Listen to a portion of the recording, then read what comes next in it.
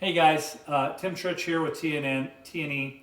I'm doing a video series on Amazon Fire Sticks with the streaming apps that I've been recommending to customers. I have a few go-tos, but there are a few exceptions out there. I want to go over some of those. This video is about Hulu. So Hulu's really been a big player in the game. It kind of goes back and forth between them being number one and YouTube being number one as far as the most popular streaming app out there. So a lot of you may know Hulu as a competitor to Netflix, where it's $9 a month, $8 a month, whatever. I think there's a $12 a month one, and you can watch content that's specific to them, like Netflix. Netflix has specific content that's specific to it. Hulu also has that with The Handmaid's Tale and some of those. It's grown a lot in popularity. There's some really great shows on there. But Hulu also has live TV. So for $50 a month, you can watch live TV, have a DVR, have multiple streams and stuff like that. So that's some of the things I'm going to go through today with you. And I'll show you what kind of it looks like. So let's go ahead and fire up Hulu. So we find it in our menu there. And we're going to go ahead and let it load up. Now, I'm going to go into the things right away that I don't like about Hulu. One of them is the interface. It has a very, in my opinion, confusing interface. There is a lot going on here. So when someone says, hey, how do I find this? It's a little trickier, in my opinion, than some of the other streaming apps, say like YouTube TV, which I really like, because I like a clean, simple look. Now, part of the reason for that is because Hulu, the streaming app, and Hulu Live, you get both of them. So it combines it all into one thing. You can watch, I can pay for Hulu Live and be able to watch The Handmaid's Tale. It includes that with your subscription.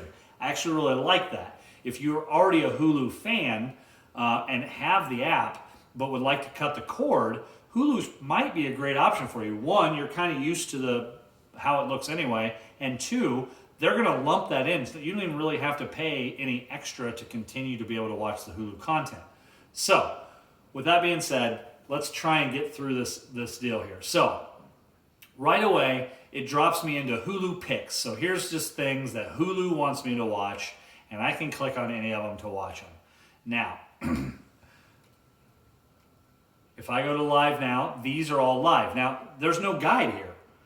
I wish from right here there was a way to just get directly to the guide. You can't get to a guide directly from the menu. I have to get to it by turning on a channel. So I can go into American Pickers. That's on right now. Cool display, cool background. I can select it and start watching it. That's really nice, but I want to be able to go to a guide right away. So I'll click into it. I'll show you kind of what I mean by that. With this, I can click the down button here, and I'm going to click the down button, and then it's going to bring up my guide, which is where I wanted to go in the first place. So please don't take this as me ripping on Hulu. I think it's a decent streaming app. I just wish they would get the message that their menu's confusing. So when I hit the down arrow, it dropped me into my guide. So now I'm in my guide on the History channel, and I can continue to surf around what's going on. Their guide is only in alphabetical order.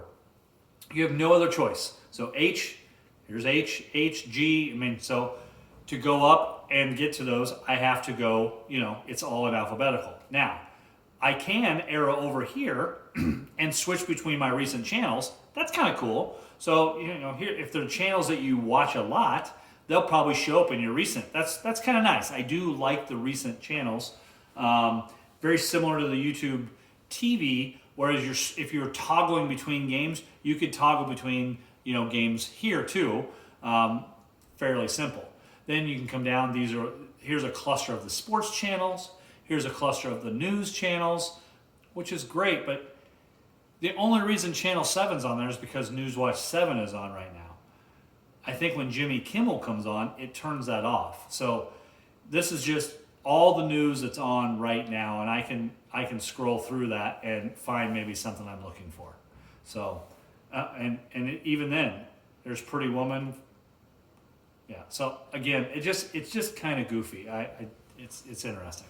Here's movies that are on and kids. So that's kind of that self-explanatory. So I'm going to hit the back arrow. It's going to go back to this menu. Now, let's say I want to record American Pickers. So I can hit my little menu button, which is this little lined button here. Okay, we'll get it up there where you can actually see it. Okay, so when I hit that, it's going to kick out, and I can actually have to hit it twice. When I hit it twice, there's our plus symbol. If you watch any of my other videos, the plus symbol is our kind of universal, I want to record this. And recording and my stuff is synonymous. Or I can just like it.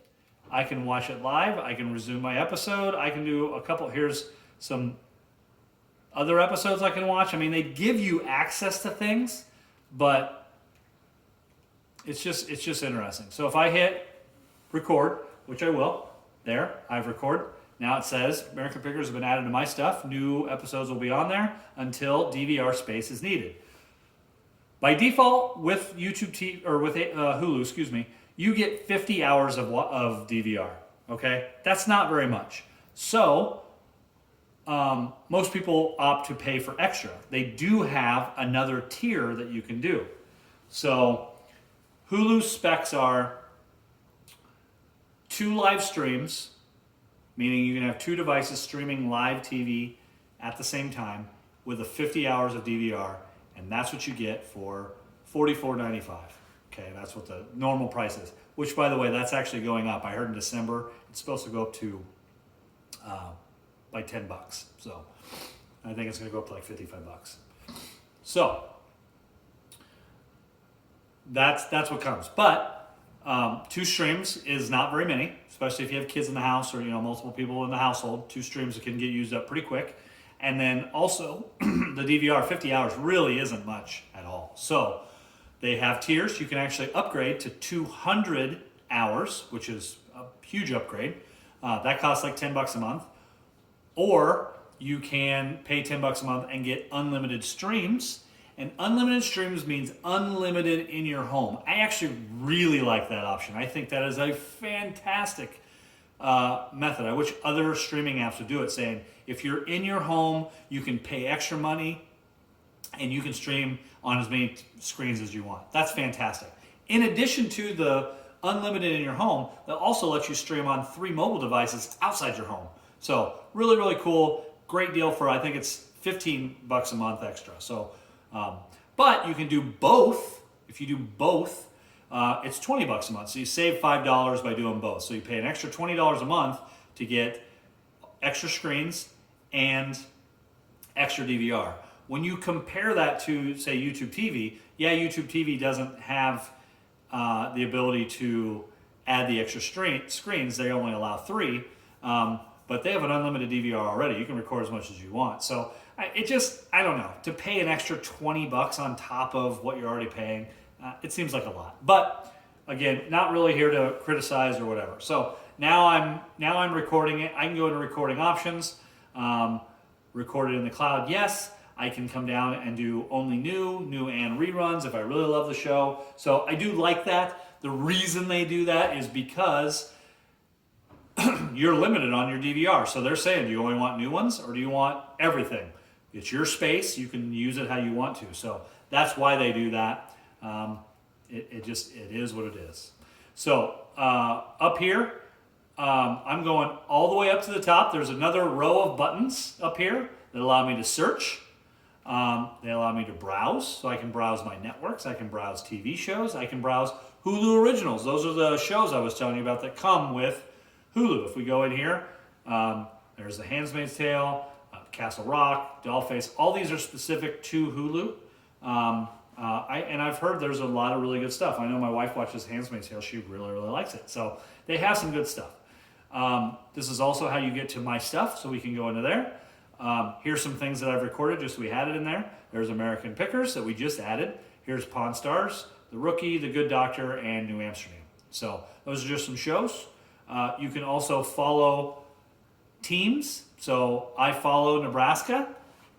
So there's some stuff, and it'll basically alert me, hey, Nebraska's playing, you want to watch it? Kind of that kind of stuff. Here's how to manage your DVR. Right now I have 189 hours available out of my 200, so you can see how full your DVR is getting. Here's stuff that's close to expiring. only comes into play as you fill up the DVR. And then here's networks that I want to keep track of, blah, blah, blah, blah, blah. There's just a lot of stuff. It's a lot of areas to go to, and they all kind of take you someplace different. If I click on live TV, that brings me back to that first initial place. It'll take me back to the last channel I watched. But again, I have to hit the down arrow to get to my live guide. So, I don't know. All in all, it's a decent streaming app. It covers a lot of bases. It checks off you can watch the local channels, which is great. But it's tricky to find the local channels because if I go into live TV and then I hit down to get to my guide, I have to, so they're not going to put them all together, right? So I have to go find, here's Fox 42, nowhere near CBS. I mean, every streaming, cable, everything since the beginning of time have always lumped your local channels together. There's nothing that lumps these local channels together. So here's Fox 42, and then I got to go up to the A's to get to ABC or CBS. So there's KMTV Channel 3. Where is CBS? Oh, that is CBS, excuse me. CBS is KMT Channel 3. There's ABC Channel 7. So again, they're not lumped together. That's a criticism I have. I think it just makes it tricky to find, but just like anything, you get used to it. You understand where to go to find things. To me, I just feel you click around a lot more in this app as opposed to some of the other ones. But, I do like it. I think it works really well. It's going to check off a lot of the boxes. I really like the fact that you can do unlimited streams inside your house. 200 hours is a lot of DVR. So that's going to cover most people. I really like that it is, I like their channels. They do have a really good channel list. I think that's what really keeps them competitive. So all in all, good streaming app. This is just to kind of give you an idea of how to get around. Again, I'm just hitting the back arrow and kind of going back through, but live TV, your DVR, browsing, searching. I mean, there's just so much on here, and you would think live TV would be live guide. It's not. It's truly like, here's the last channel you watched. So it's just kind of, I think they have some work to do. I think people have griped about this specifically, and so I think they're working on it. I honestly do, but it's just something that I think they have a little ways to go. So just because I didn't go over it in too much detail, this middle row here these are Hulu picks. This is live now. Here's stuff that I started watching, said, hey, you want to continue watching it? I actually really like that. Here's things that I haven't watched in my DVR, so quickly way to get there. Here's my channels. So all my channels, I can actually change the channel this way, which is, I guess, okay. To me, it's clumpy and clunky. Here's sports. This is all sports that's on now. Here's news, TV, movies. I mean, it just goes on and on. True crime, holidays, fall. I mean, there's so much stuff on here, you can get lost in it pretty easily. So, but this is the general layout. This is how it works today. They've done a couple things that makes it pretty easy to find things. Very similarly to some of the other streaming apps, you can search for a show. I'll search for Grey's just because it's right there. So there's Grey's Anatomy. If I do GRE, okay, so it finds Grey's. I can click on Grey's, and now I can add it to my stuff just like you can other stuff, which is cool. I mean, it's nice to be able to do that, but it's just a lot of clicking. So anyway, I hope this does help you. I hope it doesn't scare you away from Hulu. I just think they have some work to do. When it really boils down to it, though, they're going to give you History Channel, something you might have to pay 20 extra bucks for. If you had YouTube TV, YouTube TV does not have History Channel today. So, there are some channels that they do offer that you're not going to get in other places. And so when I break this down for people, I really look at the cost. That cost is really the name of the game. Here's how I can get you the most channels for the least amount of money so you can save that big payday, each month. Now, do I like Hulu as well as YouTube TV? No, but sometimes it's your best offer. And it might be your best offer by 20 bucks a month, depending on what channels you watch. So I really wanted to show it to people. It is a good contender. It is something I do recommend to people, but it is something that I think will take you a little longer to get used to, and that's just the nature of that beast. I mean, it really is. I think they have some work to do, but it is something that does check off a lot of the boxes. So I hope this helps you. Again, I don't want this to steer you away from using Hulu, but I hope it helps you, and hopefully we can, if any other questions come up, hopefully we can go over those in a later video series. As it changes, I'll try to keep people up to date. So thank you for tuning in. Have a great night. Thanks for everything.